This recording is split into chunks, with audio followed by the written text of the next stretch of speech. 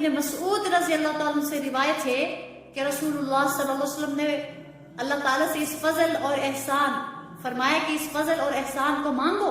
نبی کریم صلی اللہ علیہ وسلم نے فرمایا کہ اللہ تعالیٰ سے اس کا فضل اور احسان مانگو، یہ اس لیے کہ اللہ تعالیٰ سوال کرنے کو پسند فرماتے ہیں اور بہترین عبادت کا شادگی اور فراخی کا انتظار کرنا ہے.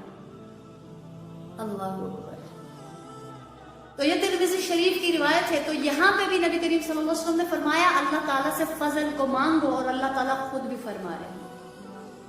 تو اس آیت اور حدیث مبارکہ سے یہ بات ذہن میں آتی ہے کہ اللہ تعالیٰ اور نبی کریم صلی اللہ علیہ وسلم دونوں کی اپنی مخلوق اور امت پر شفقت اور محبت کے اعتبار سے بڑی نظر ہے. وہ یہ چاہتے کہ انہیں کچھ مل جائے اور اچھی سے اچھی چیز لینے والے ہو جائے.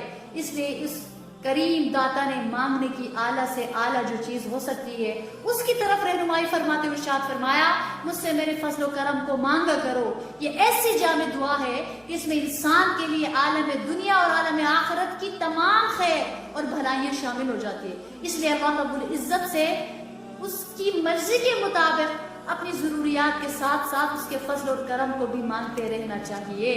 اسی لیے فرمایا وابتغوا من فضل اللہ، کہ اللہ تعالیٰ کے فضل کو تلاش کرو، اللہ تعالیٰ کے فضل کو تلاش کرو.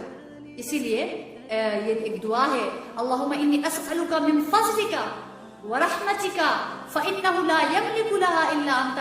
الہی میرے گناہوں کو بخش دے اور میرے لیے رحمت اور فضل کے دروازے کھول دیجئے. اے اللہ میں آپ کے فضل اور آپ کی رحمت کا سوال کرتا ہوں، کیونکہ اس رحمت اور فضل کہ آپ ہی مالک ہے، آپ ہی مجھے عطا کر سکتے ہیں.